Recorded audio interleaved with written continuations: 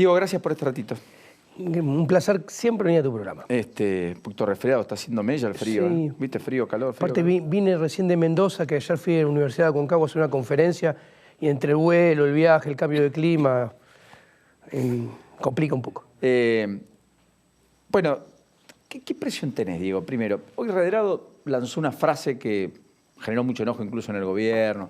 Redrado es un tipo muy moderado, que hasta aquí había siempre descartado cualquier corrida bancaria.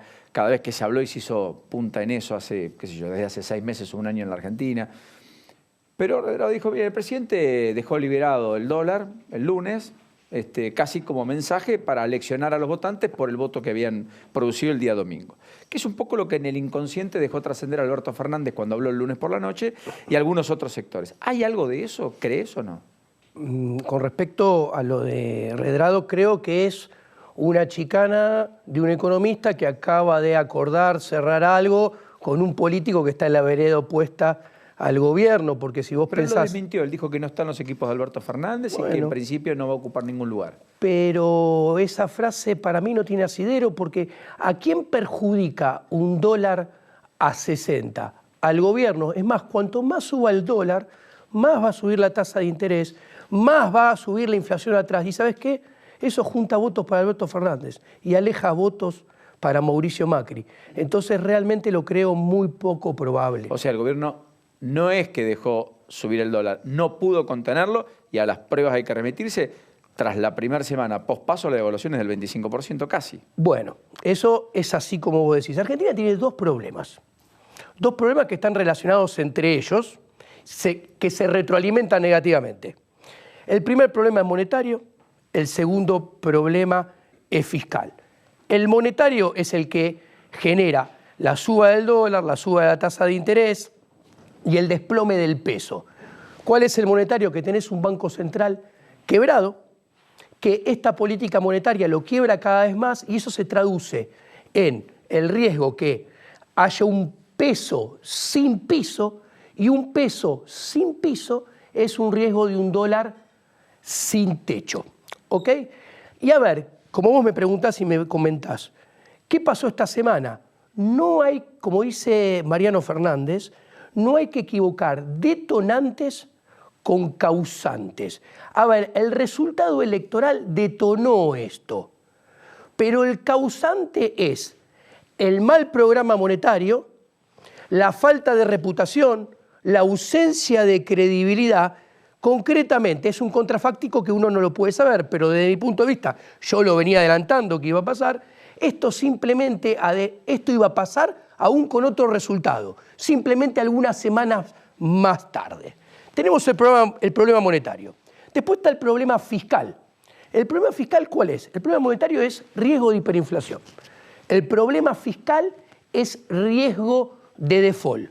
Concretamente, Argentina, para que su deuda pueda ser refinanciada antes que saltara el dólar y la deuda era el 90% del PBI, necesitaba un superávit primario de 3,5 e iba a tener un déficit de -1 primario, o sea, casi 5 puntos de diferencia. Salta el dólar y esto empeora las cosas, ahí ves la retroalimentación. ¿Por qué? No hice la cuentita, pero la deuda que estaba en 90% del PBI habrá subido a 110. ¿Eso qué implica? Eso implica que ya no necesitas un superávit de 3,5, capaz necesitas de 4. ¿Y qué hace el gobierno? Tiene este problema que es monetario acá, el que detonó esta semana. Entonces, para solucionarlo, debería tomar medidas monetarias. O sea, se le prendió fuego la cocina al presidente Macri. ¿Y qué hizo? Abrió la ducha en el baño con cables pelados que generó un cortocircuito y agranda muy probablemente los problemas. ¿Por qué?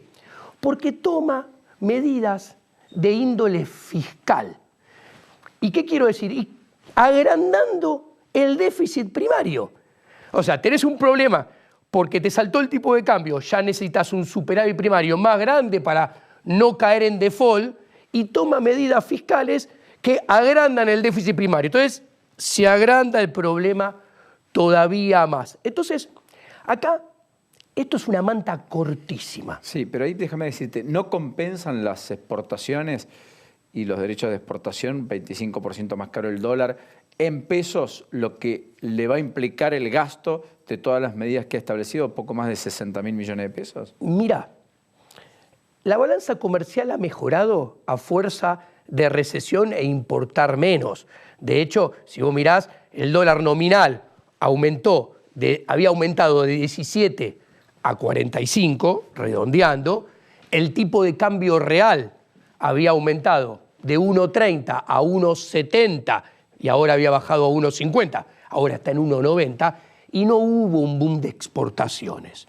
¿No? Entonces, hay una manta corta. Y estas medidas no solamente agravan los problemas entre los dos problemas, hay un tercero.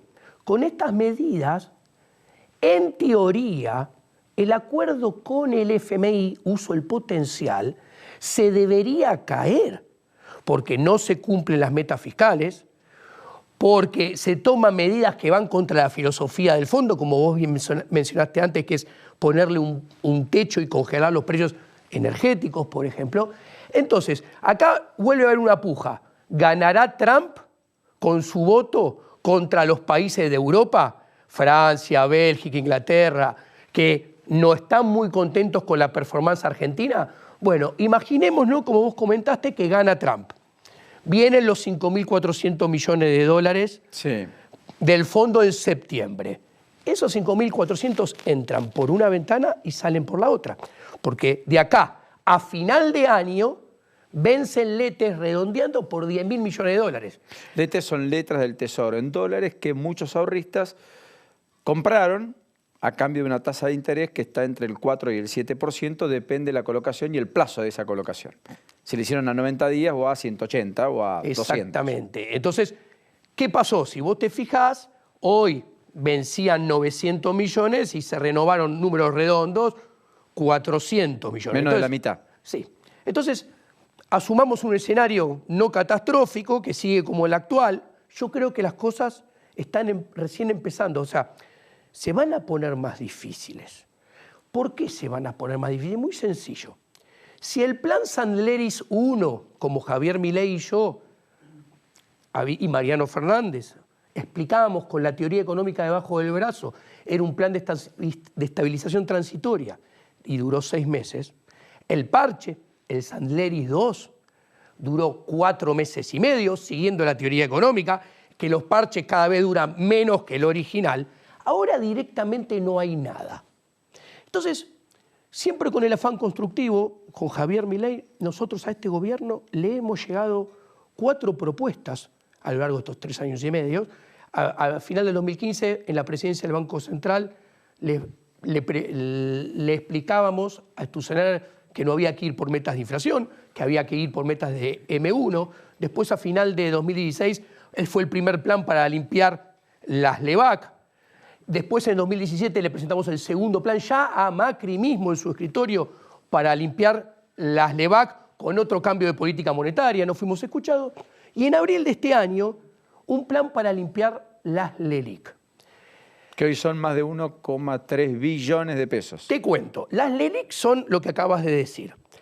Y reemplazan en un 101% a los depósitos privados. Que son, o sea, toda la plata que los privados tienen en depósitos a plazo fijo están respaldadas por LELIC. O sea, están macheadas. Son las dos caras de la misma moneda. ¿Qué sucede? El gobierno tiene problemas monetarios y problemas fiscales. Y yo creo sinceramente que es más de lo mismo, no están encarando y resolviendo los problemas, más lo están complicando más con todas las medidas que la toman. Entonces, desde mi punto de vista, yo sugeriría que dentro de la manta cortísima que hay y la escasez, por lo menos solucionemos uno de todos los problemas que hay. Yo creo que Argentina tiene riesgo de ir a una hiperinflación y riesgo de ir a un default. Lo que yo sugeriría... ¿Evitables? Cada vez menos. Pero ahí voy, la sugerencia. La madre del problema en el aspecto monetario, que es el que detona los problemas de esta semana, es que el Banco Central está quebrado y esta política lo quiebra cada vez más, porque vos perdés reservas en el activo y agrandás pasivos con tasa de interés y LELIC en el pasivo.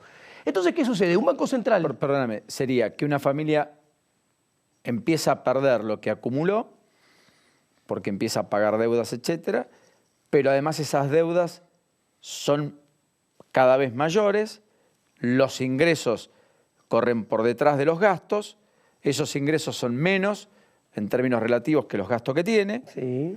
y en consecuencia, en ese contexto, si esto perdura, en algún momento o deja de pagar la deuda porque no va a tener cómo hacerlo, o en su defecto se dedica a imprimir billetes, que no puede como familia, para intentar pagar, aunque sea con billetes, que después no van a valer nada, y eso es la hiperinflación. Claro. Más o menos, Más perdón o la menos. ignorancia. Y mientras tanto está vendiendo los muebles de la casa, la bicicleta, porque el Banco Central está perdiendo activos.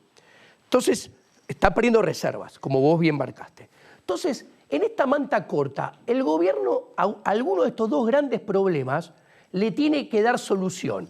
Y todavía está a tiempo de darle solución a alguno de los dos. El punto es que cuando lo pones en dinámica, la solución desaparece. ¿Qué le sugeriría yo? Muy sencillo. Yo sugeriría que un balance quebrado de Banco Central es certeza de más devaluación y más inflación para licuar los pasivos en peso y ponerlos a raya con reservas cada vez más chiquitas. Y a las pruebas más me remito. El dólar saltó de 30 a 40, de 40 a 45, de 45 a 60. Y vos te fijás, los saltos son cada vez más seguidos y cada vez más grandes. Entonces, ¿qué tendría que hacer? Tendría que, con los pocos dólares que tiene, solucionar en parte el problema del balance y en todo el problema de las LELIQ. ¿Por qué? Porque si vos solucionás el problema de las LELIQ, ¿cómo lo solucionás? Vos tenés reservas de libre disponibilidad que hoy, redondeando según la metodología que uses, son entre 14.000 y 23.000, me decía hoy un ministro del gobierno. Entonces, los depósitos a plazo fijo son 20.000. Entonces, tendría que haber una circular, desde mi punto de vista, del Banco Central, que convoque a todos los ahorristas que tienen 48 horas, voluntariamente, a cambiar sus plazos fijos por dólares. Y utilizar los dólares de los plazos fijos, los dólares de la reserva, para cancelar esos plazos fijos que, como están respaldadas con las LELIQ, es cancelar las LELIQ también. Y esto es muy importante, primero, porque respetás los derechos de propiedad. Pensá que si la gente... Porque todavía estás a tiempo de hacerlo. Todavía estás a tiempo. Vos pensás que si esto no lo hacen ahora, en algún día esos depósitos se van a querer ir a dólar. Y no van a poder. No. Y en el mientras tanto lo vas a bancar con todavía más tasa de interés. Entonces, primero, respetás los derechos de propiedad. Segundo, le sacás presión al bimonetarismo argentino, que más temprano que tarde va a ahorrar en dólares y te puja la tasa de interés para arriba. Porque secás pesos. Es porque le da los dólares que la gente quiere en el fondo. Pesos. Sacás los pesos y sacás las LELIQ, las eliminás del pasivo. Entonces, eso te ayuda a bajar la tasa de interés, te saca el resultado cuasi fiscal negativo. Entonces, además, ¿qué? Te preserva la salud del sistema financiero. Pero te deja sin reservas, ¿o no? Pero con esta dinámica te vas a quedar sin reservas, vas a agrandar el problema monetario, el problema fiscal también se va a seguir agrandando cuando vos lo pones en dinámica, y al final vas a terminar sin resolver ninguno de los dos y te van a explotar los dos juntos. Está bien, pero ¿cómo la haces? hiper de un lado y el default del otro. Pero ¿cómo haces sin reserva, digo? No, todavía tenés reservas Por eso, para pero limpiar. Si haces lo que vos decís, vamos todos los ahorristas, Sí. sacamos los pesos, nos llevamos los dólares, Bueno. queda sin reserva el Banco Central porque calzó todos los Sí. plazos fijos que había y eliminamos las LELIQ. Está muy bien, mejoraste la cuenta, pero reserva del Banco Central, 0, 1.000, 1.500 millones. Esperá que te sigo avanzando lo positivo y después voy a eso que me decís, porque lo positivo primero es lo que hay que resaltar. Evitás que el sistema bancario te explote. ¿Por qué? Porque si esto no se arregla, a ver, Culfas, principal referente a Alberto Fernández, fue la mano de Marcó del Pont en el Banco Central, del cepo, de los controles, y del otro lado tenés a Manuel Agis, que fue mano derecha de Kicillof, viceministro. ¿A qué solución vas a ir? Van a ir probablemente a una solución que diga, ok, a los bancos les voy a dar un bono a largo plazo para la LELIQ. A los ahorristas, como van a hacer política de ingresos y política de distribución, van a decir, a doña Rosa, que tiene menos de 500.000, al banco le van a decir, a esa Pagale. le paga los depósitos. Al que tiene, invento, entre 500.000 y 1 millón, a eso le das un bono de 2 años. Al que tiene entre 1 millón y 3 millones, te doy un bono, estoy inventando, a 2 años.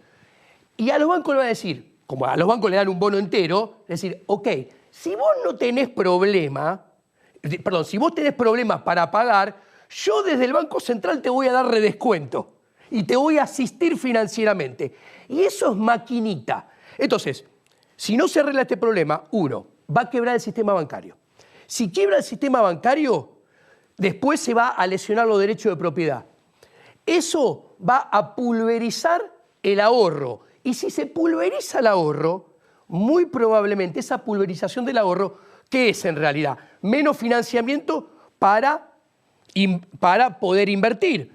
Y como tenemos un gobierno que con estos referentes no van a ir hacia donde van a tener que ir, sino que van, ya te lo advierte Massa, te dice, hay que bajar la tasa de interés. La tasa de interés se baja genuinamente solamente si hay más ahorro. Y como va a haber menos ahorro, la tasa de interés va a subir. ¿Y cómo te la van a bajar? Artificialmente. Entonces, ¿y esta artificialidad cómo es? Maquinita. Eso es más inflación.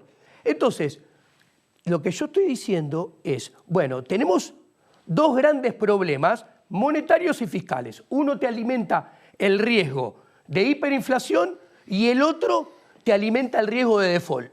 Y los dos se retroalimentan y se potencian. Todavía estamos a tiempo de darle solución a uno. Obviamente una solución más complicada, mucho más difícil y con resultados peores que cuando presentamos a Mauricio Macri en abril un programa para solucionar lo mismo. Ahora, Diego, venís a dar una charla en Mendoza, estás dando otra charla acá y yo te agradezco y mucho. Gracias. Estoy pensando en los que observan y tal vez están un poco exentos del M1, de la emisión monetaria, de los problemas fiscales, monetarios. Dicen, bueno, está bien, ¿cómo se come? Quiero decir, ¿por qué estamos hablando de esto? A ver si puedo. Porque acá está, en términos del campo, la madre del borrego, dirían algunos, en términos campestres, porque acá está el problema y el dilema central de todo lo que estamos viendo con el tema de los mercados, porque los mercados están en la primera plana. La contracara a todos esos problemas, por supuesto, son los problemas reales, los más visibles, los que tienen rostro humano, los más evidentes, que tienen que ver con la falta de empleo, la pérdida de poder adquisitivo, los problemas naturalmente para llegar a fin de mes, obviamente el estrangulamiento de las familias en términos de ingresos, la falta del crédito, la falta de ahorro.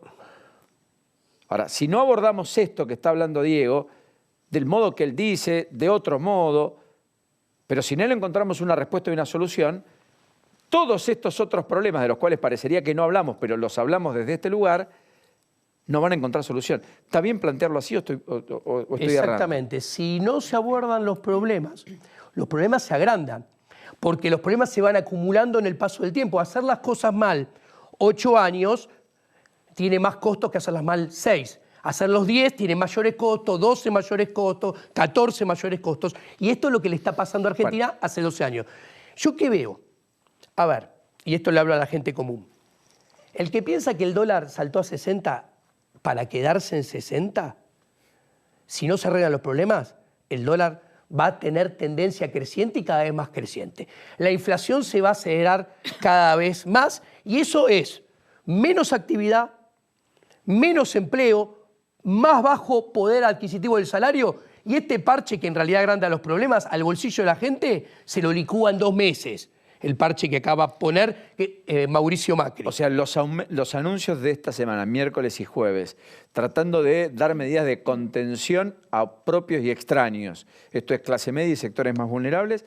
¿Vos entendés que son parches y que no solucionan nada? Son parches que apuntan a ganar votos de gente agrandando los problemas macroeconómicos de fondo de Argentina. Agrandando los problemas de la película. O sea, te acercan a la hiperinflación más de lo que estabas antes de las medidas, te acercan al default más de lo que estabas. Pero ser más duros fiscalmente te apartan también más votantes de cara a octubre. Bueno, estás dando en el clavo. Bueno, claro, porque ahí decís, ¿qué es lo que le decía la oposición a Macri? Miren que lo que pasó hasta acá, y no fue bueno, Macri lo quiere acelerar, hacer más rápido y por lo tanto hacerlo peor. ¿Se entiende? Sí. Ah. Ni Mauricio Macri ni Alberto Fernández, desgraciadamente para tus televidentes, tienen incentivos para hacer las cosas que realmente los argentinos necesitamos que hagan en materia de política macroeconómica. Macri es pedirle peras al olmo porque ya no tiene credibilidad, no tiene reputación. Lo último que acaba de decir, listo. Vos coincidís que es game over. Sí. Y Alberto Fernández no tiene incentivos, además de que no quiere y no puede. ¿Por qué? Porque Alberto Fernández tiene votos prestados de una coalición electoral que el poder lo tiene Kicillof y Cristina en mayor medida. ¿Y dónde se ve? En los referentes macroeconómicos que tiene, que son Culfas y Agis. Entonces, justamente las medidas que van a tomar van en el sentido contrario a lo que necesita Argentina para evitar el default y la hiperinflación. Está bien. No imaginás un Lula argentino, es decir, Lula espantaba a los mercados, ganó. Lo primero que hizo fue políticas pro mercado. Gobernó 8 años, dejó a Dilma 8, que no terminaron siendo 8 por el impeachment, pero quiero decir, Menem, salariazo, revolución productiva, hizo las reformas que el liberalismo jamás había podido aplicar, salvo bajo un gobierno con el tono peronista. ¿Me explico lo que digo? ¿Qué es lo que planteaba Guillermo Calvo en su momento hace, 2 semanas? Adhiero totalmente a lo que estás diciendo y lo que planteó el profesor Guillermo Calvo. Guillermo Calvo dice: Argentina siempre nos puede sorprender y puede caer más. Yo siempre digo, esta Argentina no tiene piso. El 2020 va a ser peor que el 2019. Pero esto quiero decir, sí, diste la tecla. ¿Hay alguna chance que la casta política haga lo que nos conviene a los privados de Argentina? Solamente después de una flor de piña macroeconómica con hiperinflación y default. Antes nunca. ¿Por qué? Porque no tenemos una casta política estadista. ¿Qué es ser estadista? Levantar la pera, mirar el horizonte y decir, estamos yendo al default y a la hiperinflación.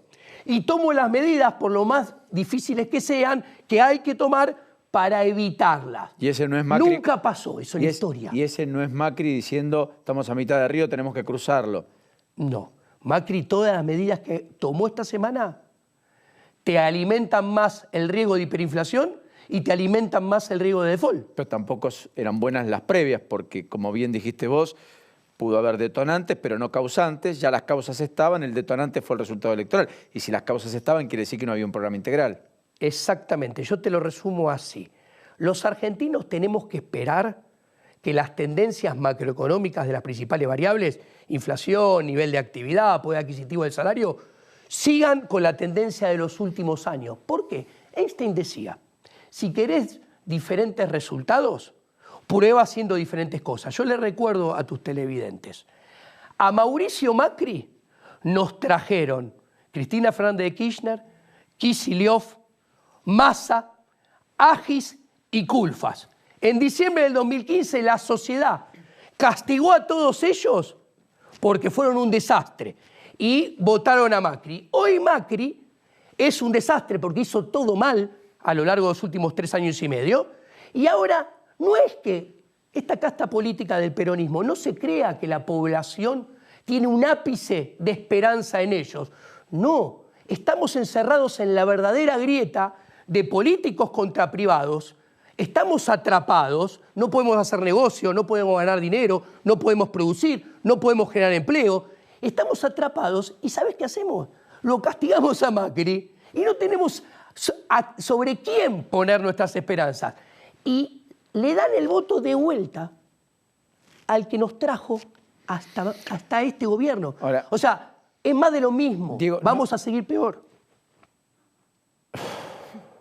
Contundente. Sí.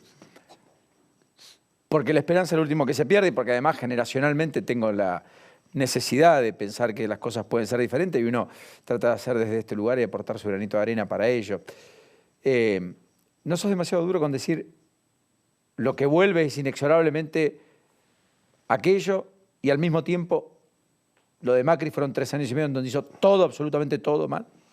Macroeconómicamente, el gobierno de Mauricio Macri hizo absolutamente todo mal. Empezó de un pésimo diagnóstico. Yo he estado reunido con su equipo económico previo a la asunción, discutiendo el diagnóstico. Le dije, le va a ir mal a ustedes porque tienen un diagnóstico equivocado. el diagnóstico mío era hay que desahogar al sector privado para que pueda hacer negocios, y eso cómo se lo desahoga, bajando el impuesto y regulaciones, y eso cómo se logra. Y primero, antes, tenés que bajar el gasto y achicar el Estado. Me dijeron, Diego, estás loco, esto es un problema de discurso y retórica. Nosotros venimos con un discurso pro empresa y va a venir la lluvia de inversiones. Y dije, ustedes están locos, no va a venir una lluvia de inversiones. Bueno, a lo largo de estos 3 años y medio le llevamos propuestas con Javier Milei, 4 puntualmente, nunca fuimos escuchados. Ahora, y nos trajeron hasta acá.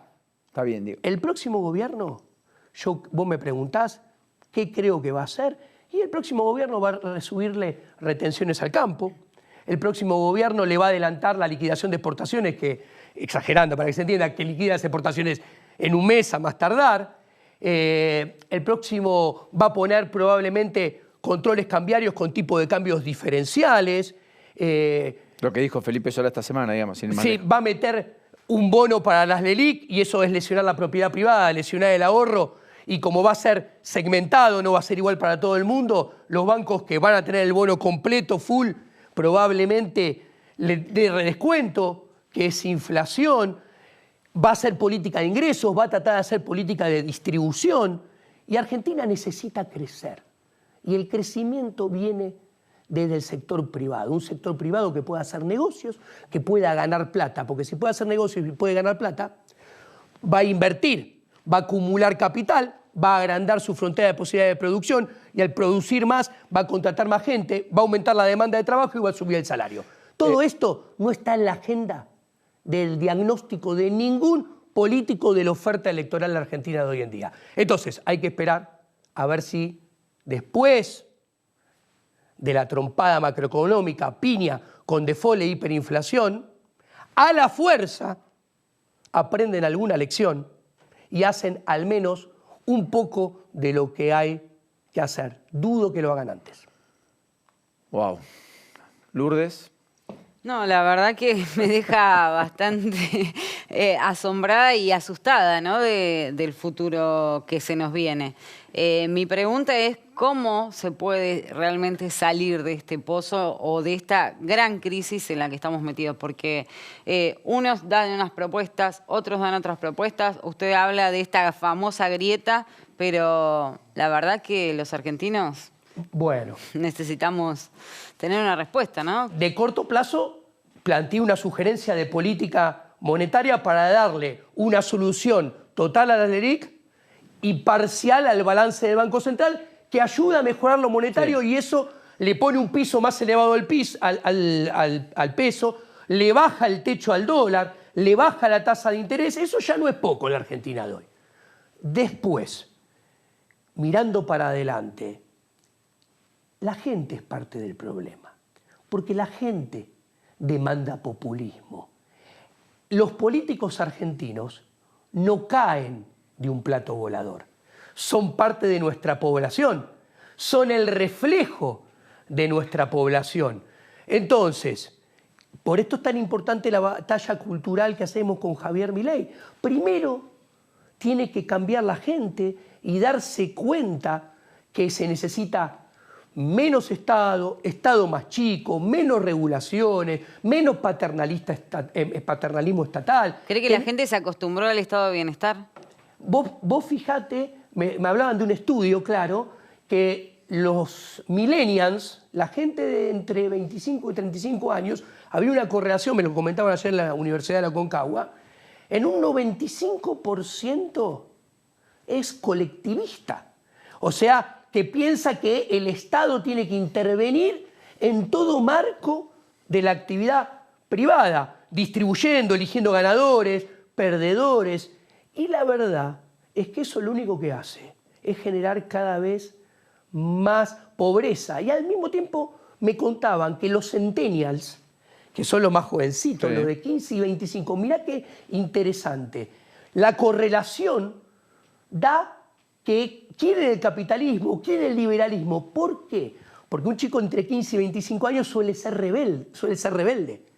Y en Argentina se están dando cuenta los muy jóvenes que ser rebelde es pedir que haya menos Estado, pedir que haya menos Estado benefactor, menos intervención. ¿Por qué? porque es lo que maman desde chiquito. Lo normal, el sistema para ellos, esto es un estudio de la universidad y de una fundación, es que el Estado tenga que estar en todo ámbito de la vida de los ciudadanos. Entonces, con su edad se revelan a eso. Y es muy interesante, porque esta gente crece y va a ser cada vez más. Entonces ahí está la llamita de la esperanza. Y después de tu descripción de lo que posiblemente podría ser un gobierno, ¿qué pasa? Que cuando llegan al poder nadie piensa en esta parte económica, porque yo escucho a muchos economistas, mucha gente preparada, que hablan de buenos planes. ¿Y por qué cuando están ahí no lo hacen o no lo pueden hacer? Lo que no entiendo. Mira, yo creo que O no les interesa, perdón. Yo creo que tanto en el caso de Mauricio Macri, salvando las diferencias que hay entre los economistas que estuvieron a lo largo de este gobierno con los economistas que estuvieron en el segundo mandato de Cristina Fernández de Kirchner. Yo creo que los dos, con sus diferencias, realmente tienen muy mala formación macroeconómica. Son malos macroeconomistas. Entonces, tuviste equipos económicos que nunca supieron hacer lo que en la jerga se llama programación macroeconómica. ¿Qué quiere decir esto? Mirar todo y analizar todo y pensar las políticas en equilibrio general. No, todos lo hacen en equilibrio parcial. Viene y te dice, quiero subir las tarifas, y Aranguren sube las tarifas, y quiero sacar retenciones. Claro, pero vos tenés que pensar cómo esas dos medidas impactan, no en el mercado energético y en el mercado de alimentos y campos, cómo impactan en todo el sistema macroeconómico, y no solamente ahora, sino dinámicamente a lo largo del tiempo. Bueno, ninguno de los dos equipos económicos saben hacer eso. Es gran problema. Te quiero aprovechar dos o tres Melconian cosas sí sabía. Y no fue escuchado a ti. Y no fue escuchado nunca. Sí. Debería haber sido el ministro del primer día. Yo creí que sí. Diego, te quiero aprovechar con dos o tres cosas de la coyuntura. Esto de congelar combustibles por 90 días por decreto, que además va a meritar planteos de constitucionalidad, como marcaba en el arranque de parte de gobernadores como Gutiérrez o Beretilnec, etcétera, de provincias afectadas. Imagínate que Macri la podía tomar en algún momento, es una decisión así, digamos. Bueno, esto, ¿sabes qué muestra? Son manotazos de ahogado de un nadador en el medio del río condenado a tragar agua. La baja del IVA en la canasta básica de alimentos, de precios esenciales, digamos, Sí. ¿puede terminar en más rentabilidad de las empresas, como dice Alberto Fernández, o finalmente puede ser una decisión que, acoplada con una integralidad macroeconómica mayor, pueda ser perdurable en el tiempo? Va a terminar en mayor rentabilidad de las empresas. Y eso no está mal. Siempre, imaginando una base imponible de 100 pesos, siempre es mejor que haya 21 pesos de IVA en manos del sector privado que haya 21 pesos de IVA en manos del sector público. Porque la asignación que el sector privado le haga va a ser siempre más eficiente. Lo último, hay mucho, digamos, con olla a presión de acá a fin de año, perdón. Qué sé yo, crédito UVA no se va a ajustar de acá a fin de año. Nadie va a pagar más de lo que paga de cuota de lo que está pagando hoy. Planes de ahorro, la resolución que se va a conocer el martes aparentemente va a permitir reprogramar hasta 20% de la cuota en hasta 5 cuotas consecutivas, iguales, etcétera, para tener un margen de maniobra de manera tal de que no se le dispare lo que está pagando por el auto que compró. Sí. Está el bono de 5.000 pesos Sí. del mes próximo, que muchas provincias han dicho no puedo pagarlo. La mayoría de los casos va a ir hacia una aplicación de cláusula gatillo con los estatales. María Eugenia Vidal parece que va a confirmar un bono de 5.000 pesos para la provincia de Buenos Aires en un intento también de mejorar la performance electoral. Pero lo que voy es, todo esto que vos estás viendo, Sí. ¿lo imaginás con cierta continuidad en el futuro? Es decir, nos hemos acostumbrado a que estas son las salidas cada vez que el zapato aprieta, ¿o imaginás mucho más ingenio, creatividad y alguna política económica disruptiva, independientemente ya del resultado electoral y de quién sea el equipo económico de Alberto, de Mauricio si es reelecto, de Lavagna si es presidente, lo que sea?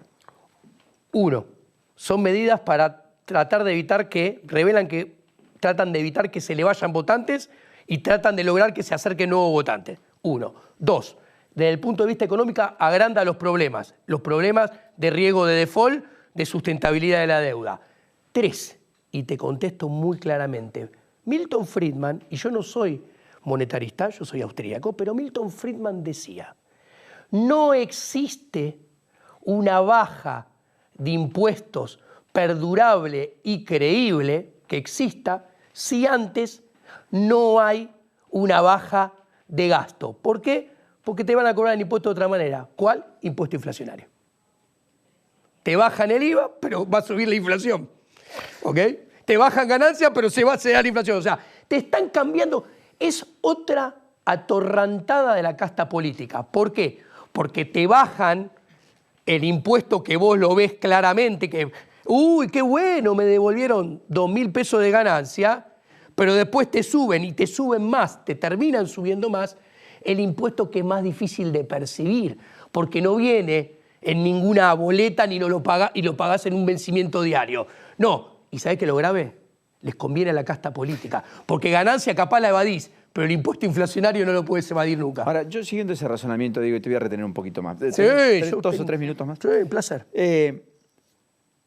¿No crees en el fondo y en su defecto que estamos frente a un problema más integral, más cultural, como marcabas antes, que no es solo de casta política, que ahí también hay una cuota aparte de una sociedad que discute en términos de lo que políticamente es correcto, pero que no se anima a dar los verdaderos debates? Y como dice Felipe González, este es un país en donde un dirigente, pero un dirigente gremial, un dirigente empresario, un dirigente periodístico, cualquiera,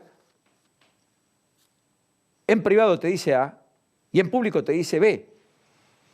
Sí. Eso no pasa en los países medianamente serios, entre comillas, donde alguien es A en privado y en público. ¿Me explico? Sí. En la profesión de economista vaya si pasa. Bueno, entonces, ¿no pasa eso? Sí, pasa eso. Yo creo que, te lo vuelvo a repetir, la batalla cultural es lo más importante de todo. El argentino debe dejar de demandar al Estado como un seguro de sus fracasos personales. A ver, el Estado, como decía Jorge Luis Borges, algún día mereceríamos no tener gobierno. El Estado es el enemigo del sector privado, porque es el que le pone la pata encima. ¿Con qué le pone la pata encima? Cobrándole impuestos, cobrando el impuesto inflacionario, endeudándose, cobrándole tasa de interés. Cuando vemos que de lo que se financia el Estado, te repito, impuestos, impuesto inflacionario y tasa de interés, es lo que a la micropyme, a la pyme, al kiosco, a la pizzería, al profesional independiente, al cuentapropista, es lo que nos mata cada vez de hambre, tenemos que visualizar que el Estado en realidad no existe. Hay un conjunto de burócratas políticos que se apoderan del organigrama y lo usan en su propio beneficio. Nosotros nos tenemos que dar cuenta. Argentina tiene 4 veces la cantidad de políticos por habitantes que tienen los países europeos. Entonces, hasta que no nos demos cuenta que las 2.200 legislaturas con sus concejales, los 24 congresos provinciales, muchos bicamerales con sus diputados y senadores, son funcionarios que son pymes en sí.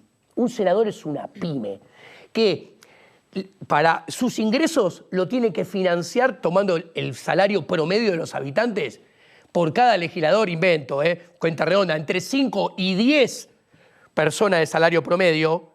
Ahí te das cuenta que nosotros, los privados, nos tenemos que dar cuenta que nuestra decadencia se basa en que pretendemos tener un Estado que ya no podemos mantener. Está bien, Diego, pero ahí te dirían, bueno, pero si no es el gobierno de las corporaciones, no podemos juzgar a los malos políticos o a la política por los malos políticos, porque sería juzgar a los malos empresarios por el avaro y por el mal empresario y por el que no invierte y no cumple las reglas de juego y porque negrea y porque no paga sus impuestos y porque evade, etcétera. Y no todos los empresarios son así. Entonces quiero decir, en el fondo, tal vez el Estado puede ser un extraordinario aliado del sector privado haciendo las cosas bien. Así como el sector privado puede ser un extraordinario vector hacia el crecimiento, siendo ágil, pujante, creativo, innovador, honesto, que es lo opuesto a lo que muchas veces vemos en la Argentina. ¿Me equivoco? No te equivocas en absoluto. y te lo reafirmo lo que decís, y es parte de la batalla cultural. El argentino se tiene que dar cuenta que entre un empresario, no empresaurio, el empresaurio es el prebendario que entra en tongos con el político. Entre un empresario y un político, toda la vida tiene que elegir el empresario, porque el empresario ¿qué hace? ¿De qué vive el empresario? De satisfacer al consumidor. Si no te vende un producto, un bien o un servicio que a vos te sirve y te lo vende a un precio que vos estás de acuerdo con pagarlo, el empresario quiebra.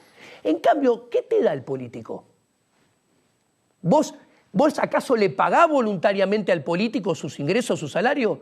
No, porque eso sería muy interesante. Ahí tendrías revelada la preferencia de los consumidores. Si los diputados, si los senadores, si los concejales hicieran su trabajo y cobraran sus ingresos de aportes voluntarios nuestros, si nosotros donáramos 0 para los concejales, diputados y senadores, eso pondría de manifiesto que en realidad no nos dan nada, sino que nos viven quitando. Ahora, ¿puedo hacer una pregunta, Paulino? Lo último, dale. Si en este país, a ver, estamos hablando del Estado, ¿no? Que tiene la mayoría de personal está en el Estado y privados son pocos realmente.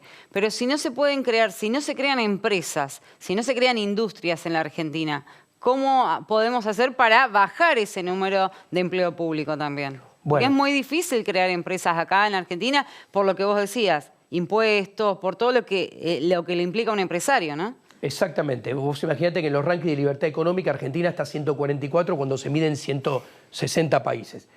A ver, el empleo público se financia con impuestos, impuesto inflacionario y tasa de interés. El empleo público no amortigua el desempleo, crea desempleo. Punto número 1. Y a tener en cuenta. Por ejemplo, ¿qué hay que hacer? Tenemos una propuesta con Javier Milei en nuestro libro Libertad, Libertad, Libertad, que proponemos 2 reformas estructurales muy grandes, la fiscal y la monetaria. Nosotros proponemos volver al tamaño del Estado que había en el 2003, que es el tamaño del Estado que tienen los países exitosos de la región. ¿Cuáles son los exitosos? Los que crecen. Argentina se achica. En 4 años, en los primeros 2 años, bajamos el gasto público para poder bajar impuestos, ¿ok?